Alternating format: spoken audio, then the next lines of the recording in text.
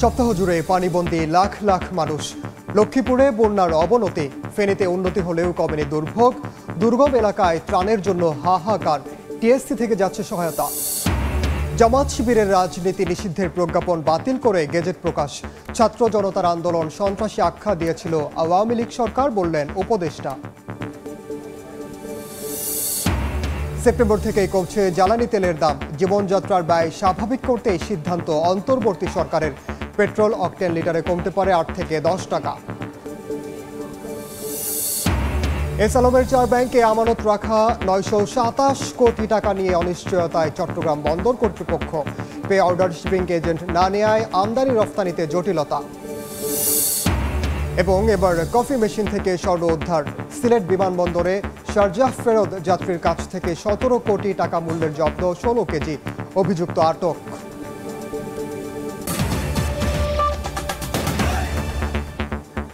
বাংলার সময়ের সঙ্গে আছি আমি ওমর ইনান। সপ্তাহ জুড়ে পানিবন্দী লাখ লাখ মানুষ। দেশের দক্ষিণ ও উত্তর পূর্বাঞ্চলে বন্যায় মৃত্যু বেড়ে দাঁড়িয়েছে 31 জনে। লক্ষ্মীপুরের কোথাও কমলেও অনেক জায়গায় বেড়েছে পানি।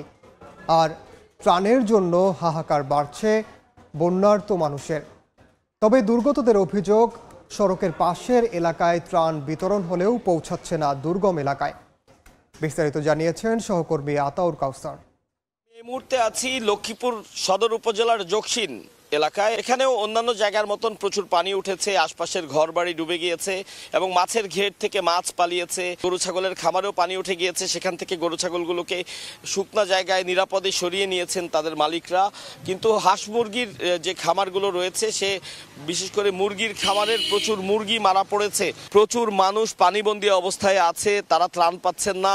কেউ কেউ বলছেন যে একাধিক ব্যক্তি ত্রাণ পাচ্ছেন, আবার কেউ বলছেন যে তারা গত 15 দিনে একবারের জন্য ত্রাণ পাননি। তারা অনুরোধ করেছেন যেন প্রত্যেকটি বাড়ি ধরে ধরে, ঘর ধরে ধরে প্রত্যেকটি মানুষকে ত্রাণের আওতায় আনা হয়। ত্রাণ দেয় না, ত্রাণ এখন দিতে গেলে মনে করি এরা কাঠ একটা ছায়, কাঠের তো না থাকলে ত্রাণ দেয় না। সব লই যাই আমি কাজিয়া খুঁজলাম, আমার পরিবারও যাই এনে খাড়াইছে, দেয় না হেমি লই গেছে। হাত বাড়ি বেঁচে আমরা দুই ভাই চাই না, হাঁস বাড়ি হাড়িরা হাইছে, তারা ভাগ করে নিচে আঙ্গরে দেয় না। এবং অনেকে অসুস্থ আছেন, কিন্তু উদ্ধার কাজ চালানোর মতন সুযোগও নেই। একটি নির্দিষ্ট দূরত্বের পরে খুব বেশি সংখ্যক ত্রাণ নিয়ে কিন্তু দূরবর্তী জায়গাতেও যাওয়া সম্ভব না। সেক্ষেত্রে নৌকাই একমাত্র বাহন, কিন্তু সে নৌকার অপ্রতুলতার কারণে মানুষজন আসলে ঠিকমতো ত্রাণ পৌঁছাতেও পারছেন না এবং তাতে দুর্গত মানুষরা ত্রাণও পাচ্ছেন না। একই সাথে যারা নানানভাবে দুর্গত অবস্থায় আটকা পড়ে আছেন বন্যার্ত এলাকায়, তাদেরকেও কিন্তু উদ্ধার করে আনা সম্ভব হচ্ছে না। আতাউর কাউসার, সময় সংবাদ। বন্যা পরিস্থিতির আরো খবর জানাতে এই মুহূর্তে কুমিল্লার বুড়িচংয়ে আছেন সহকর্মী ইশতিয়াক আহমেদ। সরাসরি যাচ্ছি তার কাছে। ইশতিয়াক, কুমিল্লা যে বন্যার পরিস্থিতি সেটি কিন্তু আস্তে আস্তে পানি কমতে শুরু করেছে। আমি এই মুহূর্তে দাঁড়িয়ে আছি বুড়িচং উপজেলার ইসাপুর এলাকায়। সেখানকার যে অবস্থা সেটা দুদিন আগে আমরা যা দেখেছি, বিশেষ করে কমর সময় পানি ছিল, আজকে কিন্তু আমরা এসে দেখেছি পানি কিন্তু আস্তে আস্তে নামতে শুরু করেছে। এবং আমি বিশেষ করে যে বন্যা কবলিত 7 দিন যে অবস্থা হয়েছে কুমিল্লা জেলা জুড়ে, সেই বিষয় অর্থাৎ আমি আপনাদের সামনে তুলে ধরতে চাই। যে পরিমাণ ক্ষয়ক্ষতি হয়েছে, সেই ক্ষয়ক্ষতি নিয়ে আমরা কথা বলেছিলাম বিশেষ করে কুমিল্লা জেলা মৎস্য কর্মকর্তার সাথে। তিনি আমাদেরকে জানিয়েছেন কুমিল্লা জেলা জুড়ে বন্যা কবলিত এলাকায় প্রায় 400 কোটি টাকার মাছ বন্যা পানিতে কিন্তু ভেসে গেছে এবং এখন পর্যন্ত বেশ কিছু এলাকায় কিন্তু এখনো পানি রয়েছে। সেই ক্ষেত্রে পানি নামার পরে জানা যাবে আসলে আরো কত টাকা ক্ষতি হয়েছে এবং ক্ষয়ক্ষতির সংখ্যা আরো বাড়তে পারে বলে তিনি আমাদেরকে জানিয়েছেন। আমরা কথা বলেছিলাম জেলা পানি সম্পদ কর্মকর্তা চন্দন কুমার পোদ্দারের সাথে। তিনি আমাদেরকে জানিয়েছেন বিশেষ করে যে কুমিল্লা জেলা জুড়ে গবাদি পশুর যে খামার 4192টি খামার কিন্তু বন্যায় ক্ষতিগ্রস্ত হয়েছে এবং সেখানে 33টি গরু মারা গিয়েছে, 3টি মহিষ মারা গিয়েছে, 169টি ছাগল এবং বিশেষ করে মুরগি 10,21,342টি মোরগ মারা গিয়েছে বলে আমরা জানতে পেরেছি। এবং সবকিছু মিলে বলতে গেলে যে কুমিল্লা জেলা জুড়ে 309 কোটি টাকার ক্ষয়ক্ষতি হয়েছে বলে আমরা জানতে পেরেছি। আমরা কথা বলেছিলাম কুমিল্লা জেলা কৃষি সম্প্রসারণ অধিদপ্তরের কর্মকর্তার সাথে। তিনি আমাদেরকে জানিয়েছেন এই বন্যায় কবলিত এলাকায় বিশেষ করে কুমিল্লা জেলা জুড়ে 65,000 হেক্টর ফসলের জমি কিন্তু পানির নিচে তলিয়ে গিয়েছে এবং এখনো অনেক এলাকায়, অনেক উপজেলায় এবং ইউনিয়নে পানি রয়ে গিয়েছে। অর্থাৎ এখনো কিন্তু অনেক এলাকা প্লাবিত হয়ে আছে এবং সেই পানি যখন নেমে যাবে তখন জানা যাবে মূলত কত হাজার হেক্টর ফসলি জমি প্লাবিত হয়েছে এবং ক্ষয়ক্ষতি জানানো যাবে। এবং তিনি আমাদেরকে জানিয়েছেন ক্ষয়ক্ষতি যে পরিমাণ সেটা কিন্তু আরো অনেকটা বাড়তে পারে বলে তিনি আমাদেরকে জানিয়েছেন। আমরা কথা বলেছিলাম কুমিল্লা জেলা ত্রাণ ও পুনর্বাসন কর্মকর্তার সাথে, তিনি আমাদেরকে জানিয়েছেন এই বন্যায় কুমিল্লায় জেলা জুড়ে 125টি ইউনিয়নে বন্যায় প্লাবিত হয়েছে এবং পানিবন্দী ছিল যদি বলা যায় একেবারে 12 লক্ষ মানুষ। এবং সেখানে জেলা জুড়ে 724টি আশ্রয় কেন্দ্র সেখানে ছিল এবং 80,000 মানুষের মতো সেই আশ্রয় কেন্দ্রে তারা আশ্রয় নিয়েছে। এবং এইসব আশ্রয় কেন্দ্রে যারা অবস্থান করেছিল তাদের মধ্যে যারা ইতিমধ্যে পানিবাহিত রোগে আক্রান্ত হয়েছে, বিশেষ করে ডায়রিয়া, নিউমোনিয়া, জ্বর, সর্দি, কাশি এবং বিশেষ করে যে বলতে গেলে যে শ্বাসকষ্ট, অর্থাৎ বয়স্ক এবং যারা শিশু তাদের মধ্যে কিন্তু এই রোগগুলো বেশি দেখা যাচ্ছে। এবং তাদেরকে স্বাস্থ্যসেবা দেওয়ার জন্য আমরা দেখেছি 260টি মেডিকেল টিম কিন্তু গঠন করা হয়েছে।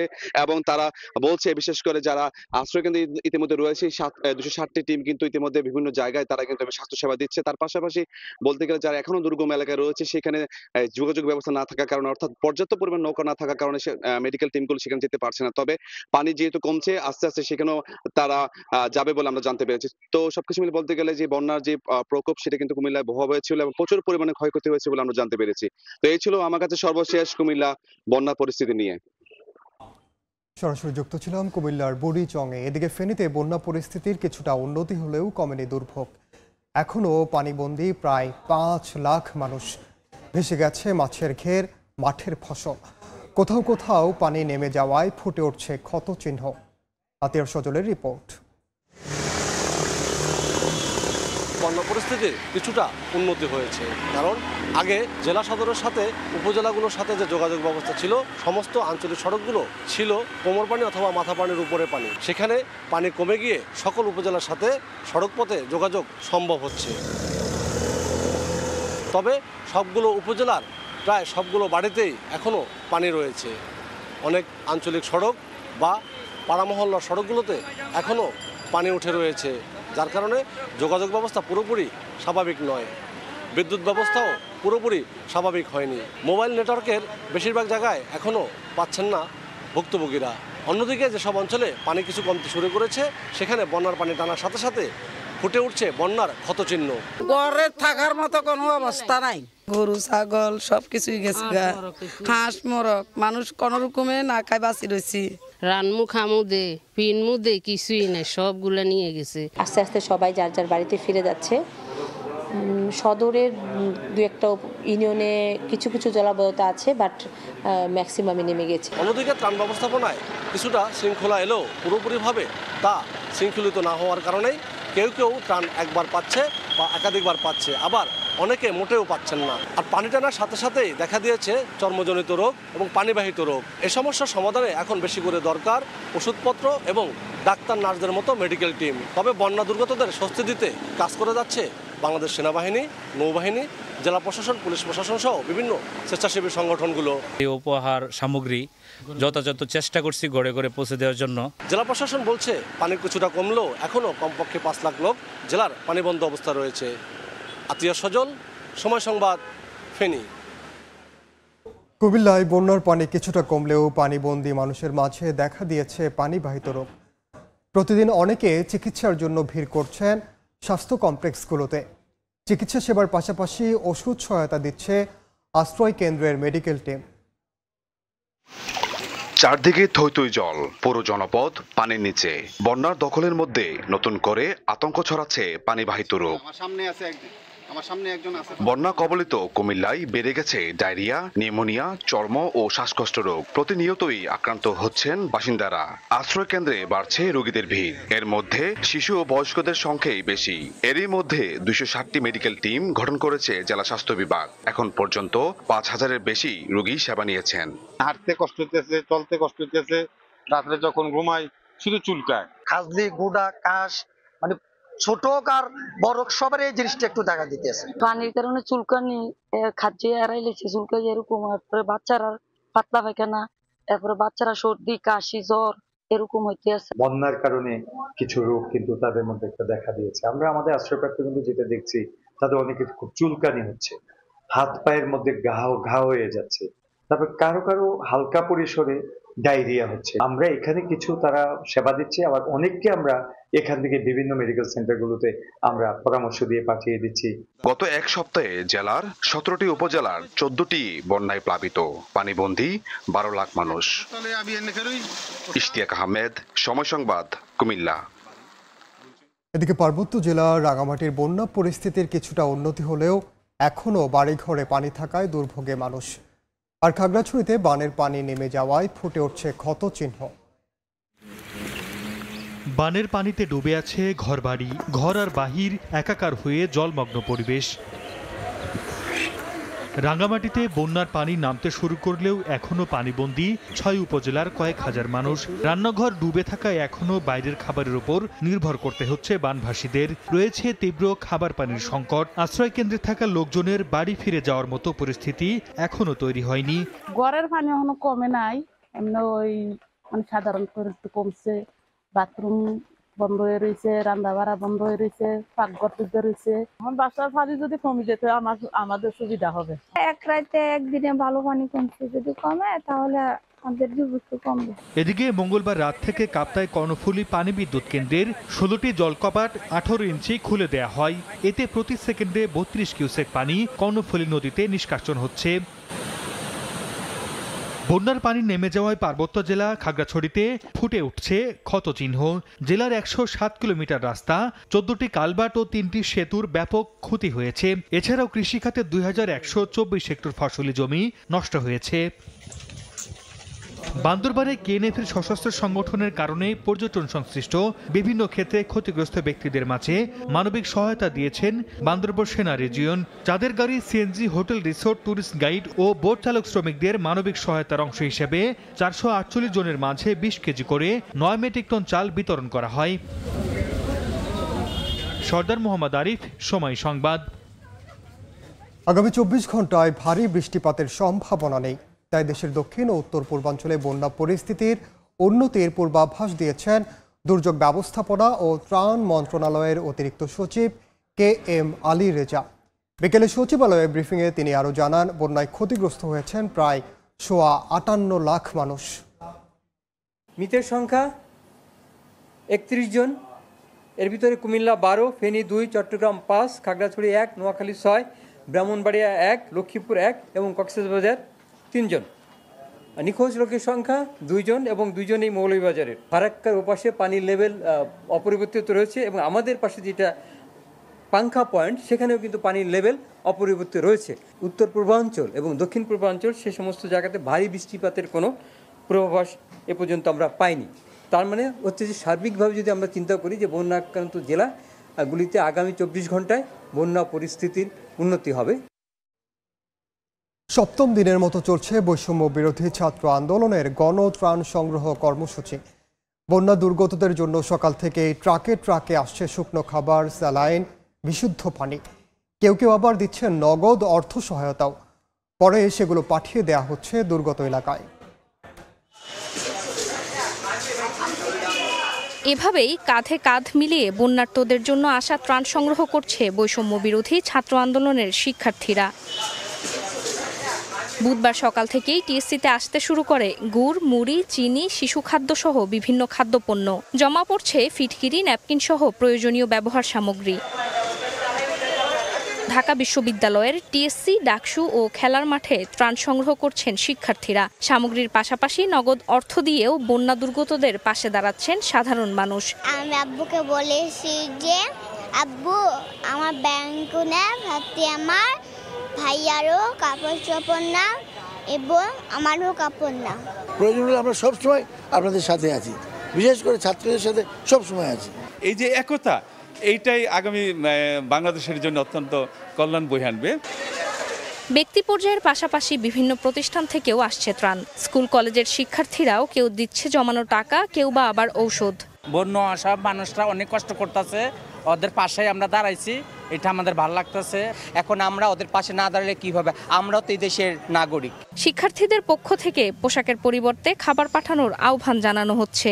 কাপড় আর আমরা চাচ্ছি না, বাট অনেকেই হচ্ছে এখনো কাপড় নিয়ে আসতেছে। কাপড় আর আমাদের লাগবে না, আমরা হচ্ছে কি এখন ভারী খাবারের হাত দিচ্ছি, আমাদের ভারী খাবারটাই প্রয়োজন। তাদেরকে যেভাবে বাসা বাড়ি রিফর্ম করা যায়, পুনর্প্রতিষ্ঠা করা যায়, সেইভাবে সেই দিকে আমরা মনোযোগ দেব। ত্রাণ সংগ্রহের পর সেগুলো পাঠিয়ে দেওয়া হচ্ছে দুর্গত এলাকায়। ফারজানা আক্তার, সময় সংবাদ, ঢাকা। জামাত শিবির নিষিদ্ধের প্রজ্ঞাপন বাতিল করেছে স্বরাষ্ট্র মন্ত্রণালয়। প্রকাশ করা হয়েছে নতুন গেজেট। দলটির নিযুক্ত আইনজীবী শিশির মনির জানিয়েছেন, নিষেধাজ্ঞা প্রত্যাহার হওয়ায় এখন দল হিসেবে জামাতের নিবন্ধন ফিরে পেতে আইনি লড়াইয়ে নামবে তারা। জামায়াতকে নিষিদ্ধ করে আওয়ামী লীগ সরকার। তৎকালীন আইনমন্ত্রী আনিসুল হক ও স্বরাষ্ট্রমন্ত্রী ছাত্র আন্দোলনে সহিংসতার দায় চাপান জামায়াত শিবিরের ওপর।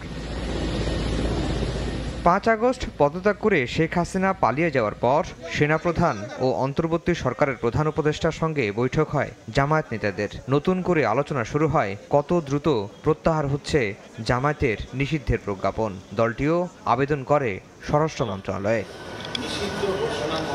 বুধবার জামায়াত ও ছাত্র শিবির নিষিদ্ধের সিদ্ধান্ত বাতিল করে প্রজ্ঞাপন জারি করে স্বরাষ্ট্র মন্ত্রণালয়। এতে বলা হয়, দল এবং সংগঠনটির বিরুদ্ধে সন্ত্রাস সহিংসতায় সম্পৃক্ততার সুনির্দিষ্ট কোনো প্রমাণ মেলেনি।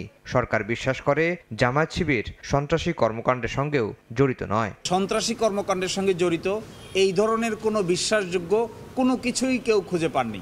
না ডিজিএফআই পেয়েছেন, না এনএসআই পেয়েছেন, না এসবি পেয়েছেন, না রিভিউ প্যানেল পেয়েছে। তাহলে তখনকার এই নিষিদ্ধের ভিত্তি কি? রিভিউ প্যানেলের এখানে মন্তব্য আছে যে ভিত্তিহীনভাবে তখন নিষিদ্ধ ঘোষণা করা হয়। স্বাধীনতার পর নানা সময়ে 4 বার নিষিদ্ধ করা হয় জামায়াত ইসলামীকে।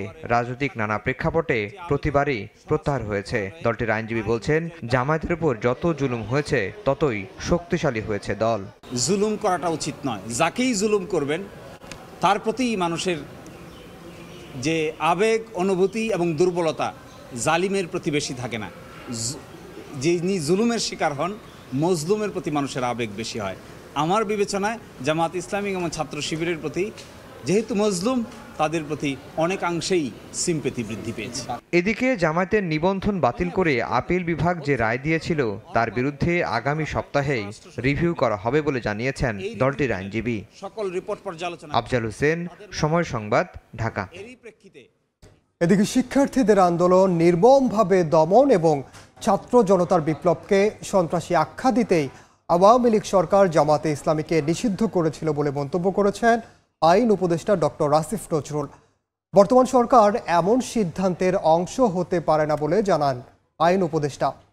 এদিকে জামাতে আমির ডাক্তার শফিকুর রহমান বলেছেন, ইস্যু পরিবর্তন করে ছাত্র আন্দোলন থামাচাপা দিতেই নিষেধাজ্ঞা দেওয়া হয়। কোটা সংস্কারের দাবিতে শিক্ষার্থীদের আন্দোলন যখন তুঙ্গে, তখন 1 আগস্ট জামায়াতকে নিষিদ্ধ করে আওয়ামী লীগ সরকার। সরকার পতনের পর এর বিরুদ্ধে স্বরাষ্ট্র মন্ত্রণালয়ে আবেদন করা হয়। জামায়াতের সন্ত্রাসী কর্মকাণ্ডে জড়িত থাকার প্রমাণ না মেলায় 28 দিনের ব্যবধানে বুধবার জামায়াত শিবির নিষিদ্ধের প্রজ্ঞাপন বাতিল করা হয়। এ বিষয়ে আইন উপদেষ্টা সচিবালয়ে সাংবাদিকদের জানান, ছাত্র জনতার বিপ্লবকে সন্ত্রাসী আখ্যা দিয়ে যেভাবে জামায়াতকে নিষিদ্ধ করা হয়েছিল, বর্তমান সরকার তার দায় নেবে না। আওয়ামী লীগকে নিষিদ্ধ করার জন্য আদালতে দাবি উঠলেও কোনো রাজনৈতিক দলকে নিষিদ্ধ করা উচিত নয় বলেও মনে করেন তিনি। কিছু মহল থেকে বহু বছর যাবৎ জামাত ইসলামীকে নিষিদ্ধ করার দাবি উঠত। 15 বছর ক্ষমতা আছে, কখনোই করে নাই। জামাত, বিএনপি, জঙ্গিদের সন্ত্রাস এইভাবে আখ্যায়িত করে এই আন্দোলনকে নির্মমভাবে দমন করার চেষ্টায় রত ছিল। ওই ন্যারেটিভের পার্ট হিসাবে তারা জামাতকে সন্ত্রাসী সংগঠন হিসাবে হঠাৎ করে ঘোষণা করে একটা প্রজ্ঞাপন জারি করে। ছাত্র জনতার গণবিপ্লবকে সন্ত্রাসী কর্মকাণ্ড বলতে চেয়েছে, সেই ন্যারেটিভের পার্ট তো আমরা হতে পারি না। কোনো রাজনৈতিক দলকে নিষিদ্ধ করার পক্ষে আমি না। এ সময় এক প্রশ্নের জবাবে উপদেষ্টা বলেন, পুলিশ যাতে অতি উৎসাহী হয়ে সাকিব আল হাসানকে গ্রেপ্তার না করে। সাকিব তো আর বাংলাদেশ রাষ্ট্রের জন্য কিছু বয়ে আনে নাই। সাকিব নিজে অনেক কিছু অর্জন করেছে। আমিনুল তো বাংলাদেশ রাষ্ট্রের জন্য পুরস্কার বয়ে এনেছিল। আমিনুল কিন্তু জেলে ভরা হয়েছে। স্বরাষ্ট্র মন্ত্রণালয় থেকে উদ্যোগ নেওয়া হবে যাতে কেউ অতি উৎসাহিত হয়ে গ্রেফতার না করতে যায়। এদিকে জামায়াতে ইসলামীর আমির ডাক্তার শফিকুর রহমান এক প্রতিক্রিয়ায় জানান, যখন অধিকার নিশ্চিতের জন্য কাজ করছিল তখনই দলটিকে নিষেধাজ্ঞা দেয়া হয়। হয়তোবা কেউ চেয়েছিলেন যে এরকম কিছু একটা করলে জামাতে ইসলামী তার সমস্ত শক্তি নিয়ে রাস্তায় নামবে, প্রতিবাদ করবে, তখন অন্য কিছু হবে এটাকে কেন্দ্র করে, এবং যে মূল ইস্যুর স্রোতধারা তৈরি হয়েছিল এটা তখন ওইদিকে চলে যাবে। কোনো রাজনৈতিক দলের উপর ক্ষোভ নেই বলেও জানান জামায়াতের এই শীর্ষ নেতা। প্রসূন আশিস, সময় সংবাদ, ঢাকা। দীর্ঘ 9 বছর পর নিজ এলাকা কক্সবাজারে ফিরলেন বিএনপির স্থায়ী কমিটির সদস্য সালাউদ্দিন আহমেদ। বেলা 11:30টার দিকে ঢাকা থেকে বিমানে করে কক্সবাজারে পৌঁছান তিনি। স্থানীয় নেতাকর্মীরা বিমানবন্দরে তাকে স্বাগত জানান। এ সময় তাকে দেখতে বিমানবন্দর টার্মিনাল সড়ক মহাসড়কে ভিড় করেন হাজারো মানুষ। এ সফরে সংগঠনটির এই কেন্দ্রীয় নেতা ছাত্র জনতার অভ্যুত্থানে নিহত পরিবারের সদস্যদের সঙ্গে সাক্ষাৎ ও দলীয় নেতাকর্মীদের সঙ্গে শুভেচ্ছা বিনিময় করবেন বলে জানিয়েছেন জেলা বিএনপি। গত 11 আগস্ট ভারত থেকে দেশে ফেরেন সালাউদ্দিন আহমেদ।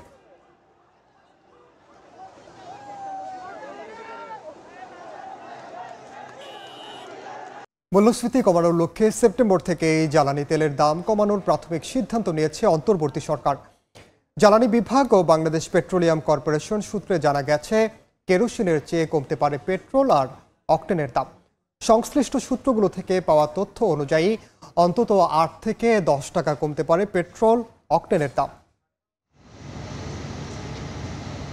আন্তর্জাতিক মুদ্রা তহবিল বা IMF-এর ঋণের শর্ত মেনে গেল মার্চ থেকে জ্বালানি তেলের স্বয়ংক্রিয় মূল্য নির্ধারণ পদ্ধতি চালু হয় দেশে। কথা ছিল বিশ্ববাজারে তেলের দামের সঙ্গে সমন্বয় করে দেশের বাজারেও কৌশলগত এই পণ্যটির দাম নির্ধারণ হবে। মার্চে শুরু হওয়া নতুন এই প্রাইসিং ফর্মুলায় আবারও সংস্কারের পথে হাঁটছে অন্তর্বর্তী সরকার। বাংলাদেশ পেট্রোলিয়াম কর্পোরেশন এবং জ্বালানি বিভাগের সূত্রগুলো বলছে, তেল বিক্রি থেকে বিপিসির মুনাফা কমাতে এবং মূল্যস্ফীতির লাগাম টানতে সেপ্টেম্বরেই সব ধরনের জ্বালানি তেলের দাম কমতে পারে।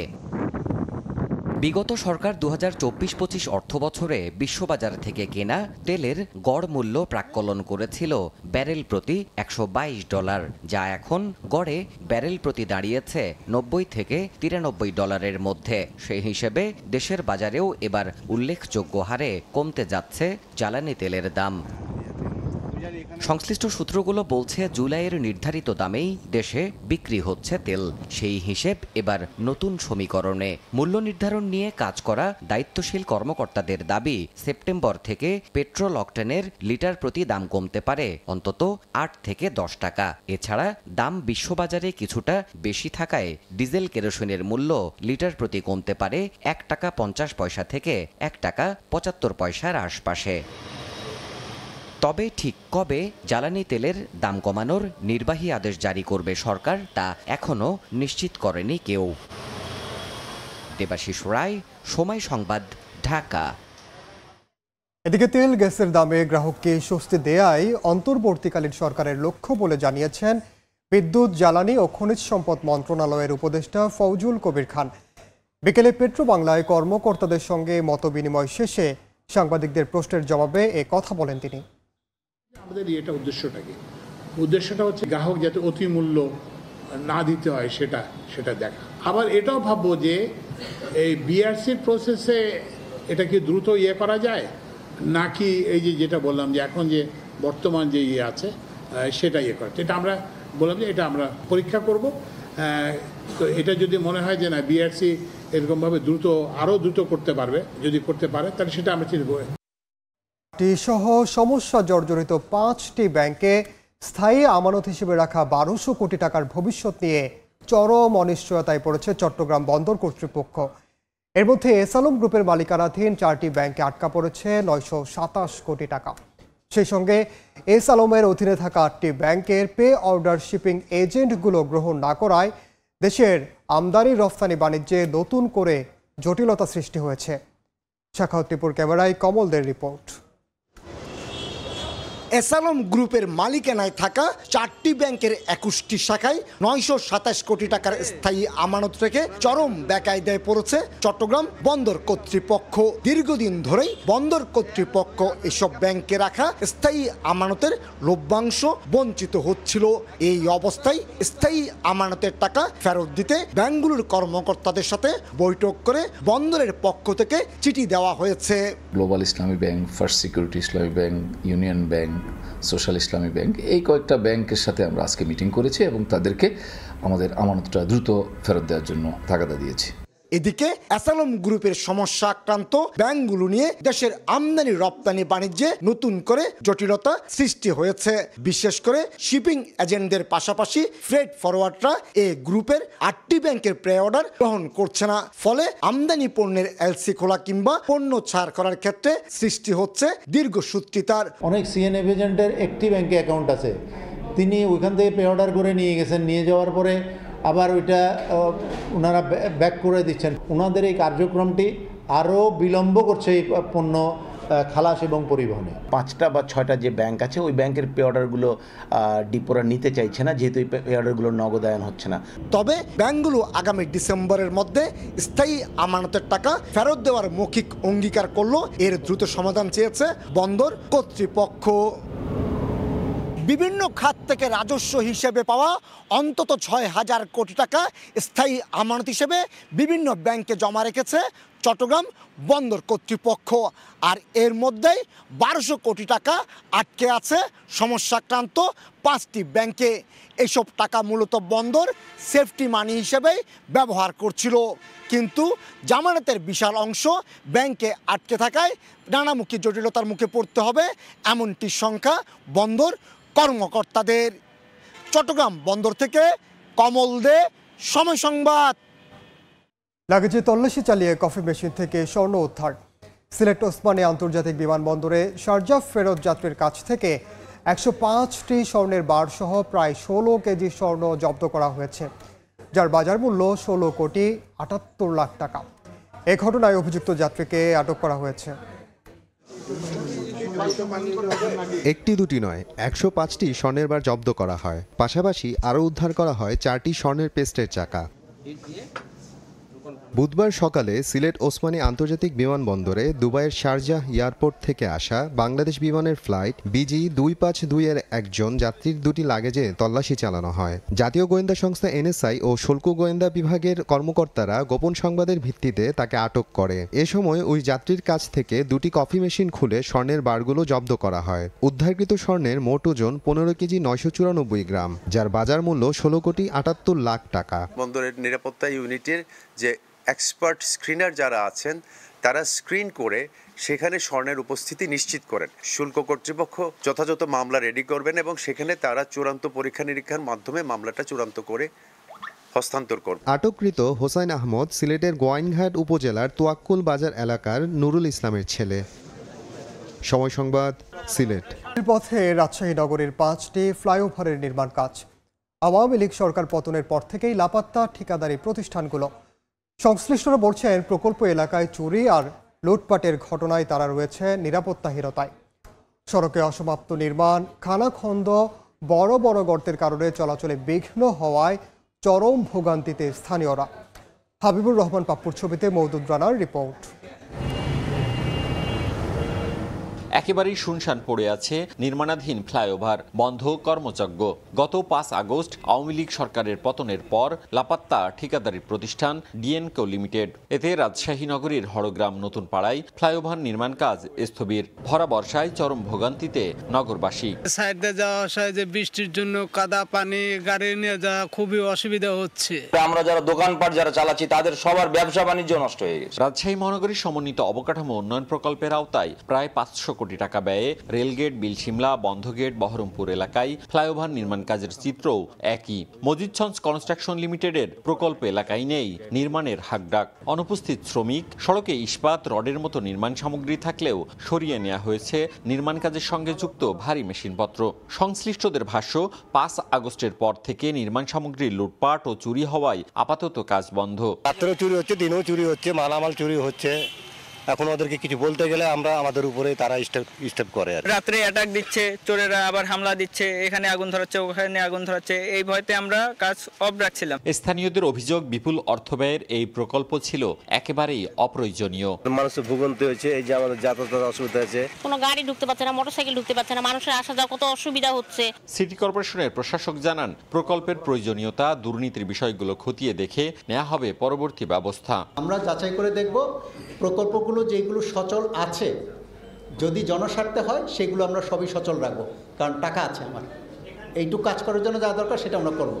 আর এই কারণে যতগুলো যদি হয়ে থাকে, অনিয়ম হয়ে থাকে কোনোটার মধ্যে, আমরা যাচাই করে দেব। যেমন এখানে 5 টাকা খরচ করার কথা সেখানে 50 টাকা খরচ করেছে, সেগুলো কেউ ছাড় পাবে না। রাজশাহী নগরীতে নির্মাণ শেষ হওয়া 2টি সহ মোট 7টি ফ্লাইওভারের জন্য সিটি কর্পোরেশনের বরাদ্দ প্রায় 821 কোটি টাকা। নগরীর সমন্বিত অবকাঠামো উন্নয়নে গত সরকারের বরাদ্দ ছিল 3000 কোটি টাকা। মওদুদ রানা, সময় সংবাদ, রাজশাহী। এদিকে আশুগঞ্জ আখাউড়ায় নির্মাণাধীন 4 লেন প্রকল্পের কাজ ফেলে রেখে চলে গেছেন ভারতীয় ঠিকাদারি প্রতিষ্ঠানের কর্মকর্তা কর্মচারীরা। এতে বন্ধ হয়ে গেছে প্রকল্পের নির্মাণ কাজ। এই অবস্থায় খানাখন্দে ভরা চট্টগ্রাম সিলেট মহাসড়কের ব্রাহ্মণবাড়িয়া অংশে যানবাহন চলাচলে বেড়েছে ভোগান্তি। হৃদয় পালের ক্যামেরায় ব্রাহ্মণবাড়িয়া থেকে উজ্জ্বল চক্রবর্তীর রিপোর্ট। 2017 সালে একনেকে অনুমোদন হওয়ার পর 2018 সালে 3টি প্যাকেজে ব্রাহ্মণবাড়িয়া আশুগঞ্জ থেকে আখাউড়া পর্যন্ত 2 লেন থেকে মহাসড়কটি 4 লেনে উন্নয়ন কাজ শুরু করে ভারতীয় ঠিকাদারি প্রতিষ্ঠান এফকন্স ইনফ্রাস্ট্রাকচার লিমিটেড। 2019 এবং 20 সালে করোনা মহামারীর কারণে প্রকল্পটির কাজ অনেকটাই থমকে যায়। পরে বালু সংকটের কারণে আবারও 6 মাস দেরি হয় প্রকল্পের নির্মাণ কাজ। সব সংকট কাটিয়ে 2022 সালে প্রকল্পটির কাজ পুরোদমে শুরু হয়। গত 5 আগস্ট শেখ হাসিনা সরকারের পতনের পর নির্মাণাধীন সড়কটির ভারতীয় ঠিকাদারি প্রতিষ্ঠান এফকন্স ইনফ্রাস্ট্রাকচার লিমিটেড 360 কর্মকর্তা কর্মচারী ও শ্রমিক নিরাপত্তার অজুহাতে নির্মাণ কাজ ফেলে রেখে নিজ দেশে চলে যান। এতে থমকে যায় প্রকল্পটির নির্মাণ কাজ। রাস্তার কাজ ধরার পর থেকেই আমাদের এই রাস্তার কষ্ট ভোগান্তি আরম্ভ হয়ে গেছে। 5-6 বছর হয়ে গেল, কিন্তু এই রাস্তার কাজ এখনো অনেক বাকি রয়ে গেছে। রাস্তার যে অবস্থা, মানে গাড়ির নাট বল্টু খুলে পড়ে যা 2 ঘন্টা 2.5 ঘন্টা জামতে লাগে, কালকে আড়াই ঘন্টা জামতে লেগেছে। এই অবস্থায় প্রকল্পের ভবিষ্যৎ নিয়ে শঙ্কা প্রকাশ করেন প্রকল্পের ব্যবস্থাপক। 5 তারিখের ঘটনার পর থেকে এবং তারা ফিরে যাওয়ার পর থেকে আমাদের প্রকল্পের কাজ পুরোপুরি থমকে আছে এবং পুরোপুরি রূপে বন্ধ আছে, এবং কবে চালু হবে সেটা আমরা আপনাদেরকে এই মুহূর্তে জানাতে পারছি না। আখাউড়া থেকে আশুগঞ্জ পর্যন্ত 51 কিলোমিটার 4 লেন প্রকল্পটিতে একটি উড়াল সেতু সহ 16টি ব্রিজ কালভার্ট রয়েছে। প্রকল্পের নির্মাণ ব্যয় ধরা হয়েছে 5891 কোটি টাকা। জনগণের ভোগান্তি লাঘবে থমকে থাকা মহাসড়কটির কাজ দেশীয় ঠিকাদার নিয়োগ করার মাধ্যমে গতি ফিরিয়ে আনার দাবি জানিয়েছেন সংশ্লিষ্টরা। উজ্জ্বল চক্রবর্তী, সময় সংবাদ, ব্রাহ্মণবাড়িয়া। নারায়ণগঞ্জের রূপগঞ্জের গাজী টায়ার কারখানায় অগ্নিকাণ্ডের ঘটনায় কাজ শুরু করেছে জেলা প্রশাসনের তদন্ত কমিটি। বিকেলে ঘটনাস্থল পরিদর্শন করেন 8 সদস্যের কমিটি। পরে সেখানে সংবাদ সম্মেলনে কমিটি প্রধান জানান, ফায়ার সার্ভিস ড্রোন দিয়ে ভবনের ভেতরে অনুসন্ধান করছে, তবে এখনও কারো মরদেহ পাওয়া যায়নি। প্রয়োজনে সেনাবাহিনী সহ অন্যান্য সংস্থার সাহায্য নেওয়া হবে বলেও জানান তিনি। এ সময় নিখোঁজদের তালিকা তৈরি সহ 10 কার্যদিবসের মধ্যে তদন্ত প্রতিবেদন দাখিল করার আশ্বাস দেন তদন্ত কমিটি প্রধান। রোববার রাতে ওই ভবনে আগুন ধরিয়ে দিলে আটকা পড়েন অনেকে।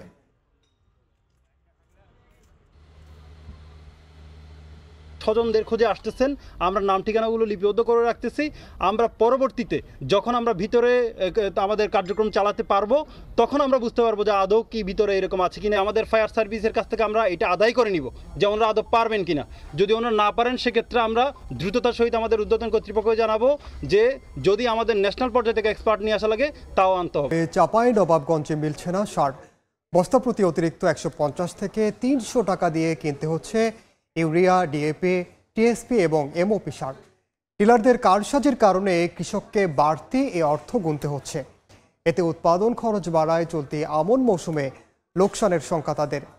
আর অতিরিক্ত দাম নিলে প্রয়োজনীয় ব্যবস্থা নেওয়ার আশ্বাস কৃষি বিভাগের। জাহাঙ্গীর আলমের তথ্য ও শাহজাহান আলীর ছবি নিয়ে রিপোর্ট। আমন ধানের চারা রোপণের পর অন্তত 3 দফায় ইউরিয়া সহ বিভিন্ন সার প্রয়োগ করতে হয়। তবে সরকার নির্ধারিত দামের চেয়ে অতিরিক্ত মূল্য দিয়ে চাঁপাইনবাবগঞ্জে সার কিনতে হচ্ছে কৃষকদের। এতে উৎপাদন খরচ বাড়ার পাশাপাশি লোকসানের শঙ্কায় তারা। সরকার নির্ধারিত বস্তা প্রতি ইউরিয়া ও টিএসপি সার ১,৩৫০ টাকা, ডিএপি ১,০৫০ টাকা এবং এমওপি সারের মূল্য ১,০০০ টাকা। কিন্তু ডিলার সিন্ডিকেটের কারণে প্রতি কেজি সারে অতিরিক্ত ৩ টাকা গুনতে হচ্ছে কৃষকদের, আর বস্তা প্রতি বাড়তি খরচ হচ্ছে ১৫০ থেকে ৩০০ টাকা পর্যন্ত। কৃষকদের অভিযোগ, জমিতে সারের প্রয়োজন থাকায় বাধ্য হয়েই কিনতে হয় সার। সিন্ডিকেটের বিরুদ্ধে কঠোর আইনগত ব্যবস্থা নেওয়ার দাবি তাদের। ধানের দাম হলো ১২০০, এক বস্তা সাহারের দাম ১৪৫০। একজন কৃষক বলতে পারবে না যে ন্যায্য মূল্য পাচ্ছে। সরকারি নির্ধারিত দাম আমরা পাই না, নাহলে ১০০ টাকা বা ১৫০ টাকা বেশি দিলেই তো আপনাকে।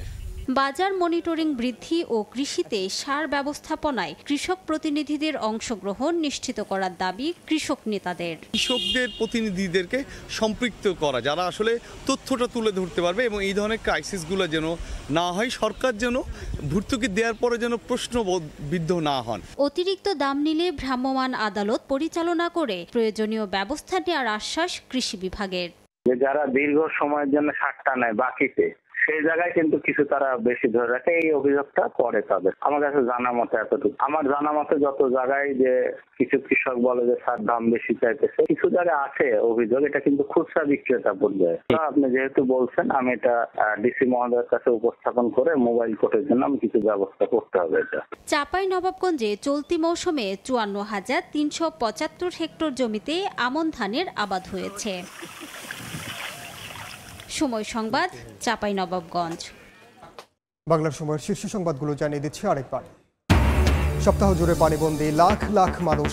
লক্ষ্মীপুরে বন্যার অবনতি, ফেনীতে উন্নতি হলেও কমেনি দুর্ভোগ। দুর্গম এলাকায় ত্রাণের জন্য হাহাকার, টিএসসি থেকে যাচ্ছে সহায়তা।